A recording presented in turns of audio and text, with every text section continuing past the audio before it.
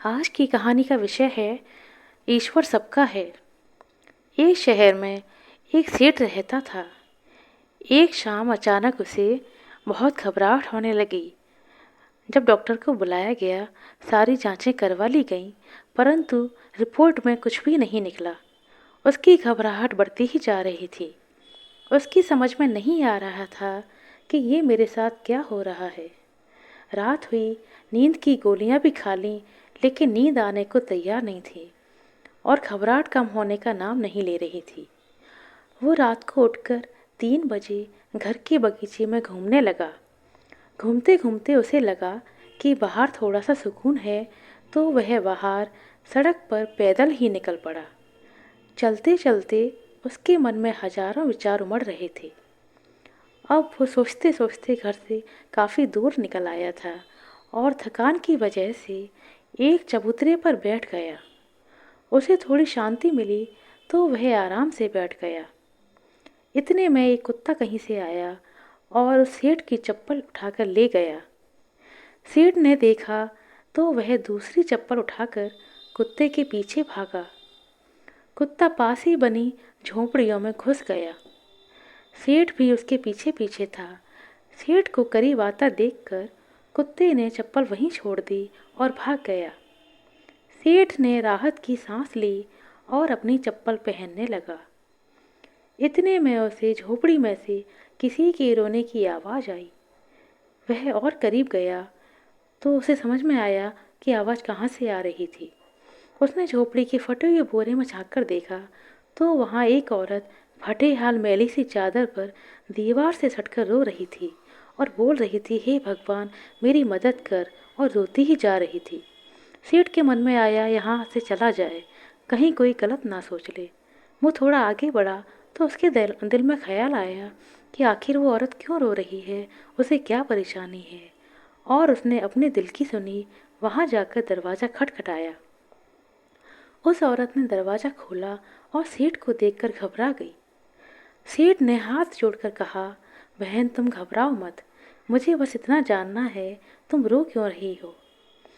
औरत की आंखों से आंसू टपकने लगे और उसने पास ही गुदड़ी में लिपटी हुई अपनी 7-8 साल की बच्ची की तरफ इशारा किया और रोते रोते कहने लगी, भाई मेरी बच्ची बहुत बीमार है, उसके इलाज में बहुत खर्चा आएगा। मैं घर घर जाकर लोगों के घर में झाड़ू पोंछा करती हूँ और जैसे तैसे अपना पेट पालती हूँ। अब मैं इसका इलाज कैसे कराऊँ। सेठ ने कहा, किसी से पैसे उधार मांग लो। इस पर औरत बोली, मैंने सबसे मांग कर देख लिया, खर्चा बहुत है, कोई भी उधार देने को तैयार नहीं है। सेठ ने कहा, तो ऐसे रात को रोने से तुम्हें क्या मिल जाएगा। औरत ने कहा, कल यह एक संत यहाँ से गुजर रहे थे, मैंने उनको अपनी समस्या बताई तो उन्होंने कहा, बेटा तुम सुबह 4 बजे उठकर अपने ईश्वर से मांगो, बोरी बिछाकर बैठ जाओ और रो कर गिड़गिड़ा के उससे मदद मांगो। वो सबकी सुनता है, तुम्हारी भी सुनेगा। मेरे पास इसके अलावा कोई चारा नहीं था, इसलिए मैं रो रही थी और अपने ईश्वर से मदद मांग रही थी।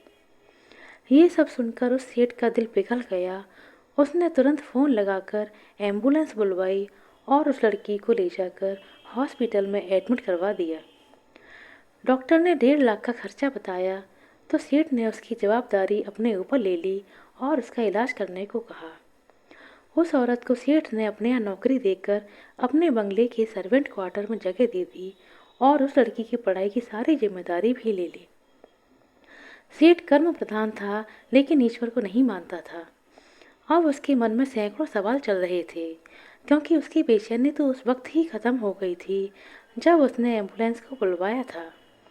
वो सोच रहा था, आखिर कौन सी ताकत है जो मुझे उस झोपड़ी तक खींच कर ले गई थी। क्या इसे ही ईश्वर कहते हैं? और यदि ये ईश्वर है तो सारा संसार आपस में धर्म जात पात के लिए क्यों लड़ रहा है? क्योंकि ना मैंने उस औरत की जात पूछी, ना ही ईश्वर ने जात पात देखी। बस ईश्वर ने तो उसका दर्द देखा और मुझे घुमाकर उस तक पहुंचा दिया। अब सेठ समझ चुका था कि कर्म के साथ सेवा भाव भी होना कितना जरूरी है, क्योंकि इतना सुकून उसे जीवन में पहले कभी नहीं मिला था। दोस्तों, मानव और प्राणी मात्र की सेवा धर्म ही असली भक्ति है।